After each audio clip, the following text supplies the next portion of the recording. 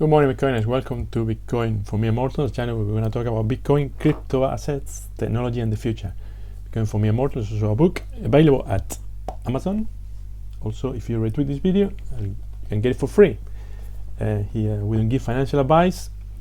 We give education and entertainment, of course. Okay, Bitcoin is still 43.5, 44. It's moving in that range, so it's very stable for the last few days. It's been very, very stable. Too stable for for many. I think the market is waiting for something to happen, something to push the price in one direction or the other. We'll see what happens tomorrow. Markets are red at the moment, but only slightly red. 1% down, 2%. Something like that, but people are not panicking yet. It's even less fear today than yesterday. It's 52, so it's almost getting to the green area. And right now there's a big red candle going down, but that's nothing to worry about. It's probably the next one is going to be green, probably green, and stay in this range. It's been like this for a few days already. So let's see what happened this week or next week. Okay, we got Bitcoin keeps knocking at the door at the 44K price, and the door keeps opening, but it's the same door over and over again. And now this is the Spanish government reminding, they just passed a law reminding citizens that your money is not your money; it belongs to the government. They have passed a law that similar to the one that they have in Canada, saying that if there's an emergency and the government needs your money, they can go to your bank account and confiscate your money. This is already a worry. It's happening in Canada. It's happening in Spain now. I'm pretty sure it's not going to be only these two countries. It's going to be everywhere. So make sure you have your money in a place where the government cannot take it away from you. Bitcoin. The Canadians are even going one step further. They actually want to confiscate Bitcoin addresses. Well, if they are doing it properly, if this is all related with the trackers situation. The people are sending donations to the trackers in Bitcoin now, and if they're doing it properly, there's no way the government can confiscate that. It's impossible. Not even China, not even the North Korean hackers can do that. If you do it through Coinbase, yes, they can, but I don't think nobody will be so stupid to do that. Anyway. Some more news. The Security and Exchange Commission have received more fillings for the mentioned Bitcoin than ever.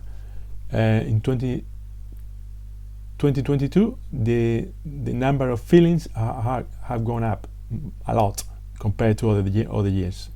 This basically means that there are a lot of big companies, institutions that want to invest in Bitcoin, or create Bitcoin funds, or add Bitcoin to the balance sheet, and there's a lot of interest from institutional investors, basically. So this is very good.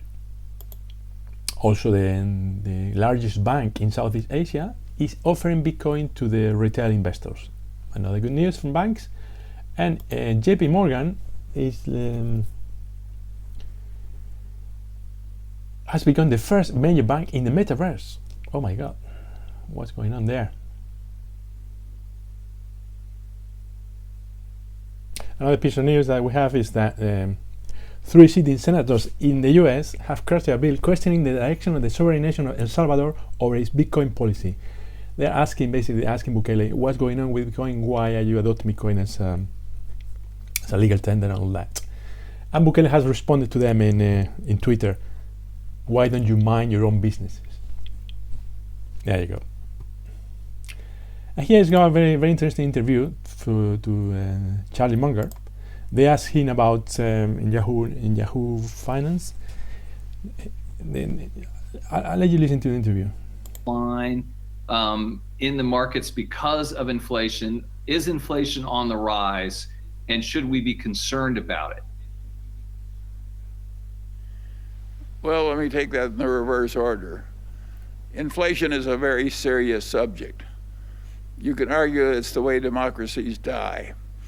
When democracy dies in Latin America, inflation is a big part of it. So it's a huge danger. That's about inflation, and also there's an interesting question about. Well, I think the safe assumption for an investor Need to be worried about, specifically when it comes to growth stocks right now? Well, I think the safe assumption for an investor is that over the next 100 years, the currency is going to zero. That's my working hypothesis. There you go. Warren Buffett, one of the greatest investors of all time, the partner of, not Warren Buffett, Charlie Munger, sorry, the partner of Warren Buffett, is saying, first, inflation is the worst, the biggest danger for a democracy, and look at, and he uses the example of Latin American countries like Venezuela, for example. And second, over the next 100 years, the currency, i.e. the dollar, is going to zero. There you go. So you think that because he thinks that the inflation is really bad and the dollar is going to zero, he should be investing in Bitcoin, right? That would be the natural conclusion. And they are, in a way, they are doing it. But still, because they hate technology so much, they enter in a sort of cognitive dissonance, and they cannot accept the possibility that Bitcoin is a much better money than the dollar. But even though they enter in this contradiction, they still, this is the next piece of news, Warren Buffett is investing $1 billion in Bitcoin-friendly neobank. Is dumping Visa and MasterCard. There you go. This is what they're doing. They don't believe in Visa and MasterCard anymore. They believe in the new money. They believe in crypto. They believe in technology. That's why they're putting money there, right?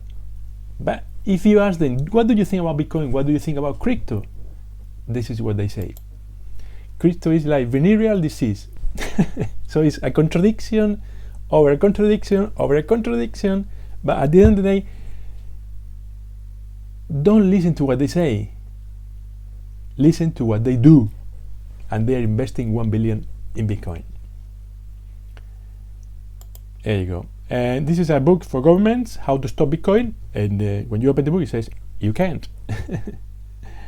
Also, when you wake up in the morning and you have to go to work, yes, and the time you realize that you have to go to work, so the government can steal half of what you earn. This is all I got for today.